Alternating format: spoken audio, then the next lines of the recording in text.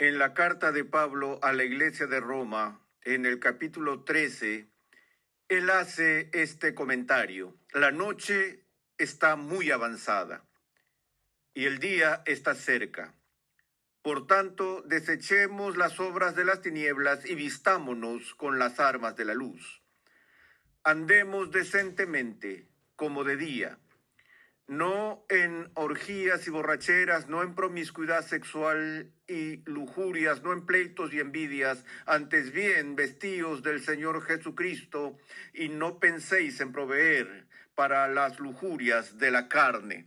Ahora, estoy seguro de que muchos de los que acaban de oírme leer este texto saben de un incidente histórico poco usual que está asociado con este pasaje. Hace siglos había un joven que era muy brillante y que era muy desenfrenado, cuya madre era cristiana y cuya madre oraba por él todos los días, esperando que este joven viera el error de sus caminos y así sucesivamente. En una ocasión, después de haber estado supuestamente toda la noche de parranda, se encontraba en un estado de estupor, una especie de resaca. Mientras caminaba junto a un jardín, aquí estaban algunos niños jugando en el jardín, estaban jugando un juego de niños donde se utiliza un estribillo que los niños dicen los unos a los otros, y el estribillo era el siguiente: tole lege, tole lege, tole lege, que literalmente, aunque no era el propósito del juego, pero literalmente se podía traducir como recoge y lee, toma y lee. Aquel hombre que pasaba por ahí se detuvo en seco y tuvo una abrumadora sensación de que la divina providencia se entrometía en su vida, pues allí en el jardín vio una copia del Nuevo Testamento y acababa de oír a estos niños gritar: recoge y lee, recoge y lee. Así que se acercó, recogió las escrituras y permitió que el texto se abriera donde quiera que lo hiciera. Cuando lo hizo, sus ojos cayeron sobre estas palabras: no en orgías y borracheras, no en promiscuidad sexual y lujurias, no en pleitos y envidias, antes bien vestíos del Señor Jesucristo y no penséis en proveer para las lujurias de la carne. Cuando le vi estas palabras, fue como si cada palabra de este texto fuera una flecha que atravesaba su alma. Su conciencia estaba tan convulsionada por la lectura que en aquel lugar se convirtió al cristianismo. Su nombre, el cual estoy seguro que ya lo reconocieron, fue Aurelio Agustín, más tarde obispo de Hipona y considerado por casi todos los historiadores como el más grande teólogo de los primeros 1000 años de la Iglesia cristiana. Agustín se convirtió por un pasaje que hablaba directamente del conflicto en la vida entre la carne y el espíritu. Recuerdo que hace unos años, Rod Serling, el creador de La Dimensión Desconocida, entró en una relación comercial con Bennett Cerf y un grupo de otros hombres, quienes estaban tratando de encontrar maneras de descubrir nuevos talentos en el mundo literario. Y crearon diferentes concursos para que los jóvenes escritores se involucraran en esta iniciativa en particular. Y como parte de este esfuerzo de muchos de estos hombres, cada uno tomó uno de los clásicos de la literatura inglesa y escribió una reseña crítica de la misma. Bennett Cerf tal vez escribiría sobre Shakespeare y otro sobre Milton y así por el estilo. Bueno, en todo caso, a Rod Serling se le asignó la tarea de escribir una reseña crítica de la famosa obra de San Agustín, Las Confesiones. Ahora, aquí tenemos a Rod Serling, quien leyó el libro y dijo, en su evaluación, hizo comentarios críticos y sarcásticos de que a su juicio este libro era uno de los libros más sobrevalorados en la historia de la literatura occidental.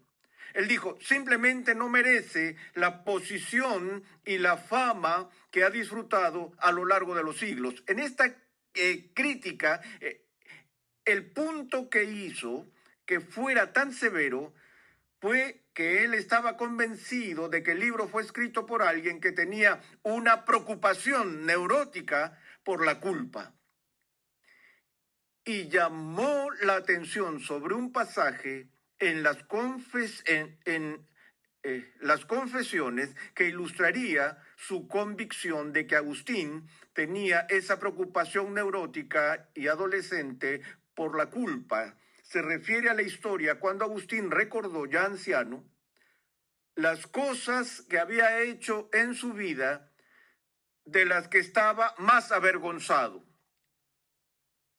Recordó un incidente que tuvo lugar cuando era adolescente, en el que se involucró con otros jóvenes en una broma de muchachos, cuando los muchachos entraron en el huerto privado de alguien y dejaron pelado un árbol de peras. Se quedaron con las peras que pertenecían a otra persona, robaron todas esas peras y luego se fueron.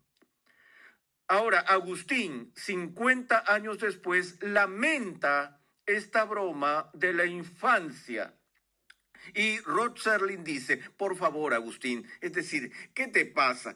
Es decir, allá afuera hay gente culpable de adulterio y de asesinato y de grandes robos, cosas realmente serias, y aquí tenemos a este tipo todo angustiado por robar unas cuantas peras cuando era niño. Pero Agustín explicó qué fue lo que le hizo sentirse tan arrepentido. No fue el simple acto de robar esa fruta,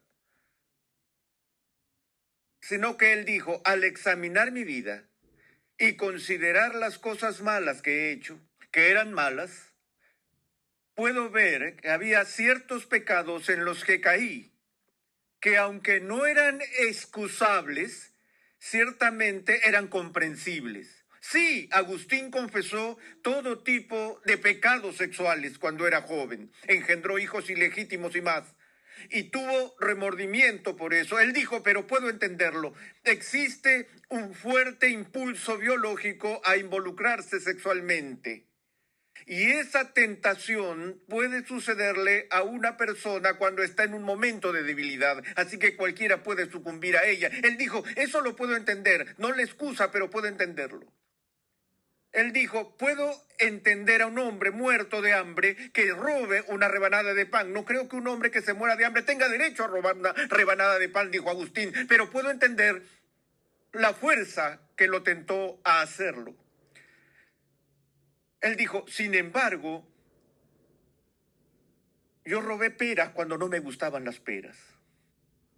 Es decir, no había nada que estimulara mis pasiones a robar esas peras, excepto una cosa, el simple placer de hacer algo que sabía que estaba mal.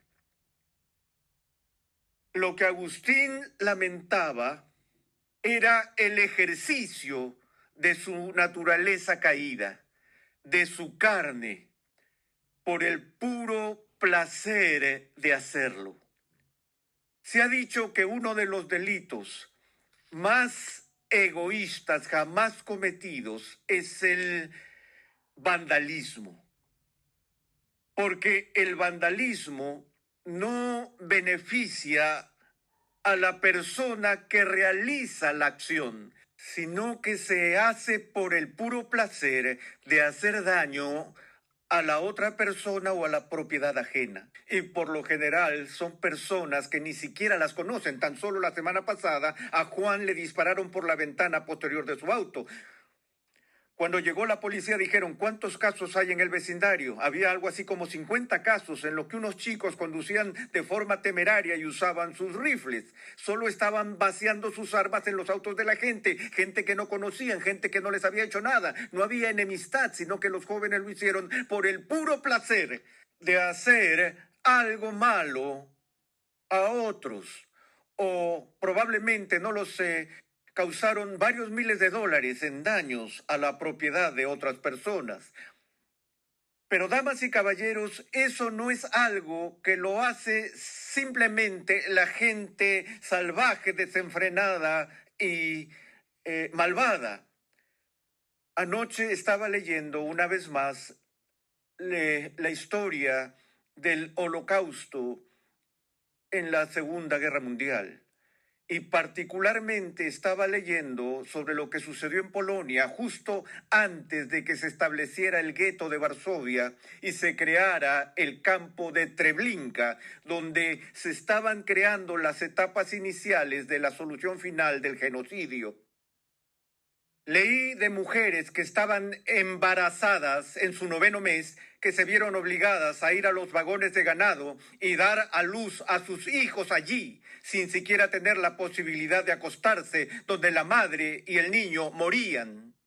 Leí estas atrocidades una y otra vez y me mantenía diciéndome a mí mismo, ¿cómo es posible que un ser humano pueda hacerle estas cosas a otro ser humano? Por sorprendente que sea, me dije, en el caso del Holocausto, no era un ser humano haciendo esto a otros seres humanos. Eran 8 millones de seres humanos que sufrían a manos de una red de personas que estaban involucradas en eso. Diariamente, sistemáticamente, en Auschwitz se cremaban 8.000 personas cada día. Es decir, fueron cremados y asesinados. ¿Se dan cuenta de cuánta gente se necesita para asesinar a 8.000 personas cada día? ¿Se dan cuenta? Esto no se trata tan solo de un Charles Manson aislado. Esto fue algo que reveló el lado oscuro del corazón del ser humano. Lo que Joseph Conrad llamó el corazón de las tinieblas. Pablo habla de un estado de la humanidad que él llama la carne. Y ya hemos visto que Lutero dijo que los tres, la gran triada de enemigos para el crecimiento cristiano, se trata del mundo, la carne y el diablo. Ahora, cuando hablamos de la carne, quiero que entendamos, sin entrar en los tecnicismos de esta, que cuando la Biblia habla de la lucha que sostenemos con la carne, no está simplemente hablando del cuerpo. Que la lucha entre la carne y el espíritu no puede compararse con la lucha entre el cuerpo y el alma o el cuerpo y la mente. Antes bien, de lo que el Nuevo Testamento está hablando cuando menciona esta feroz lucha que continúa en la vida cristiana entre la carne y el espíritu, es la lucha entre el poder del pecado en nuestra naturaleza humana caída en contra de la influencia de Dios, el Espíritu Santo en nuestras vidas. De modo que toda la lucha y el proceso de santificación involucra lo que Pablo llama una guerra. Hay una guerra en marcha. Y es una guerra entre la carne del hombre y el Espíritu de Dios. Ahora, me molesta mucho cuando escucho a predicadores levantarse y decir, ya saben, ven a Jesús y todos tus problemas habrán terminado. Porque eso simplemente es una mentira. Mi vida se complicó cuando me convertí en cristiano. Antes de ser cristiano, aunque no era feliz, tenía un grado relativo de paz. Sabía que estaba haciendo cosas que no debía hacer. Me refiero a que no había aniquilado totalmente mi conciencia, pero estaba en camino a lograrlo. Es decir, repitiendo ciertas acciones, puedes cauterizar la conciencia y poner callos en el alma, donde alguna vez quizás sentiste un poquitito de remordimiento, de culpa, ahora puedes hacer estas cosas repitiéndolas y ya no te afectan y experimentas lo que la Biblia llama dureza de corazón. Pero cuando llegué a Cristo, encontré una nueva conciencia. Y ahora las cosas de las que antes no me preocupaba se convirtieron en motivos de preocupación ética. Y la vida se volvió complicada. ¿No habría sido lindo si hubiera dicho, bueno, lo que hice cuando me convertí fue que cambié mi carne, fui comprado por el Espíritu y ahora vivo feliz para siempre? Esa es la lucha de la santificación. Aunque el poder de la carne está roto y ahora el poder de la carne está sometido al Espíritu de forma muy real en el proceso de la regeneración, la carne, damas y caballeros, no queda totalmente aniquilada en la conversión. La guerra continúa. Ahora escucha lo que dice el apóstol en el capítulo 8 de Romanos. Dice en el versículo 4, para que el requisito de la ley se cumpliera en nosotros, que no andamos conforme a la carne, sino conforme al Espíritu. Porque los que viven conforme a la carne ponen la mente en las cosas de la carne, pero los que viven conforme al Espíritu en las cosas del Espíritu. Porque la mente puesta en la carne es muerte, pero la mente puesta en el Espíritu es vida y paz, ya que, escucha esto, la mente puesta en la carne es enemiga de Dios, porque no se sujeta a la ley de Dios, pues ni siquiera puede hacerlo. Y los que están en la carne no pueden agradar a Dios. ¿Cuál es el tema de esta serie de clases? ¿Cómo agradar a Dios? Aquí el apóstol dice, los que están en la carne no pueden agradar a Dios. Que Dios no está complacido, Él nunca ha estado complacido por un estilo de vida dominado por la carne. Ahora, cuando nos dice esto, ¿se refiere a que Dios odia las cosas físicas?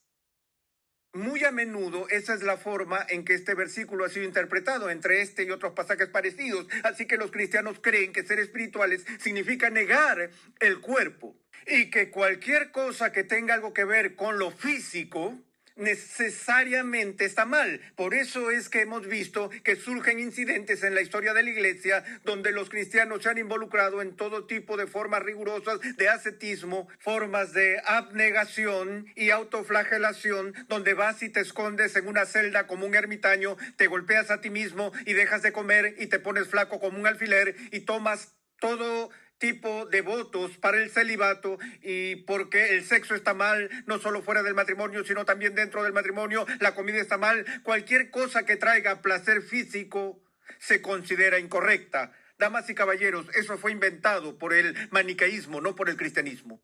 La primera afirmación del Dios que hizo el mundo físico, ¿cuál fue? Él mira ese orden físico y dice, eso es bueno.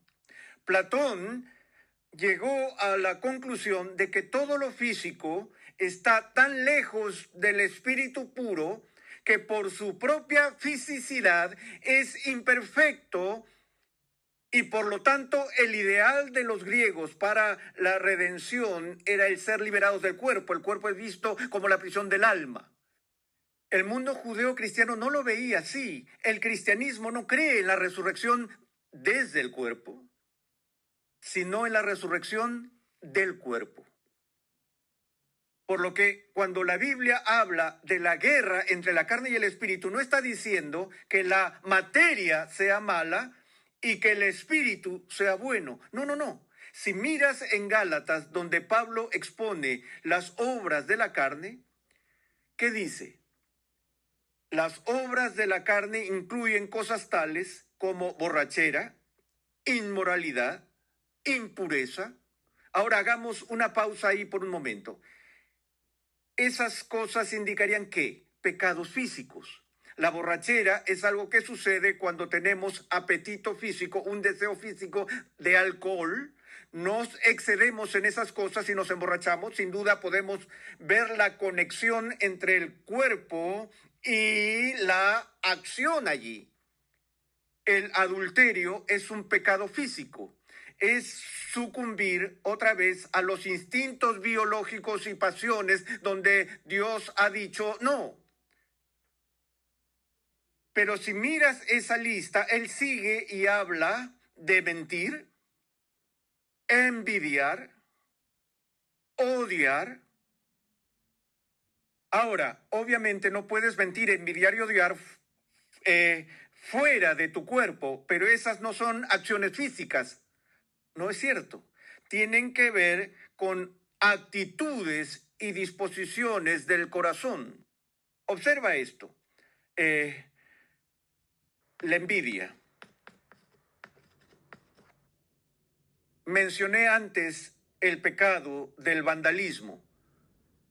¿Por qué crees que ocurre el vandalismo? El vandalismo es simplemente la acción externa de la envidia interna. La actitud básica del vándalo es la siguiente: si no puedo disfrutar de lo que posees, no lo haré, me aseguraré de que tú tampoco lo puedas disfrutar.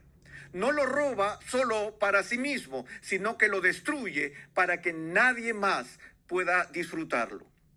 En un sentido, esto es incluso peor que el robo en sí mismo, porque surge de un espíritu de envidia hacia las pertenencias de otras personas.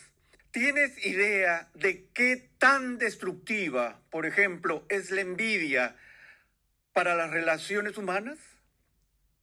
¿De cuántas formas las personas infringen la ley por estar motivadas por la envidia? ¿Cuántas veces te han calumniado o has sido atacado injustamente debido a la envidia de alguien?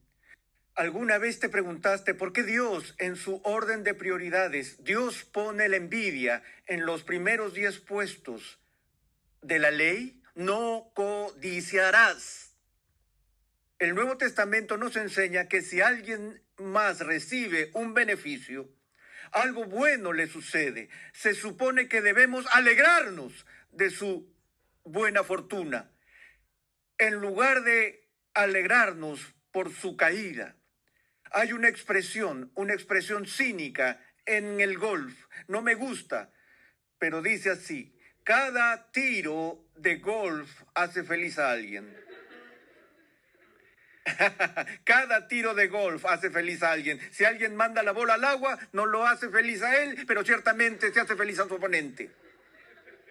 Lo que me gusta ver en un torneo de golf es cuando todo el mundo está animando a los demás participantes para que todos jueguen lo mejor posible y lograr que alguien gane en vez de que alguien pierda. Hay una diferencia, porque no estás deseando que a la otra persona le vaya mal. Eso es lo que hacemos cuando caemos en la envidia. Así que a lo que trato de llegar es esto, que la carne se refiere a la antigua naturaleza caída. En el tiempo que queda les hago esta pregunta. La Biblia dice que la mente puesta en la carne es muerte, pero la mente puesta en el espíritu es vida y paz, ya que la mente puesta en la carne es enemiga de Dios. Pablo sigue: vosotros no estáis en la carne, sino en el espíritu. Pero aquí está el problema: pueden estar en el espíritu, damas y caballeros, pero todavía mienten. Y tienen envidias. Y sí, incluso aún cometen adulterio y aún se emborrachan. En otras palabras, seguimos realizando las obras de la carne a pesar de que estamos en el espíritu. Ahora sé que hay algunos que dicen: o estás en la carne o estás en el espíritu, que no puedes ser un cristiano carnal. Ahora, cuando Bill Bright dice esto, lo hace de forma muy pastoral. Él dice a la gente: mira, tienes estas cosas que te influencian, tienes esta guerra que está delante tuyo. ¿Quién va a estar en el trono? ¿Quién va a ser el vencedor? ¿Vas a vivir en dependencia del Espíritu Santo o vas a complacer a la carne por el resto de tu vida? Él está hablando de una vida llena del Espíritu que hace un énfasis a nivel espiritual en lugar de darle más espacio a la carne. Pero algunas personas han creado a partir de eso y de otros las teorías de que hay diferentes tipos de cristianos. Un cristiano carnal que no tiene el Espíritu de Dios y un cristiano espiritual que ya no es carnal. Damas y caballeros, cualquiera que no tenga el Espíritu de Cristo no es un cristiano carnal, es un no cristiano carnal. ¿De acuerdo? Así que en ese sentido, un cristiano carnal es una contradicción de términos. Si una persona es solo carne, lo que el Nuevo Testamento llama carne, sin el Espíritu Santo viviendo en él, entonces está fuera del reino de Dios. No tiene cómo agradar a Dios. Sin embargo, si una persona tiene el Espíritu Santo viviendo en él, esa persona puede hacer cosas carnales. Esa persona aún puede luchar con su carne, pero es una persona espiritual. Ahora, se convierte en un asunto de grado, de cuánto estamos dispuestos a someternos al Espíritu Santo. La persona que agrada a Dios es una persona que busca el fruto del Espíritu en su vida.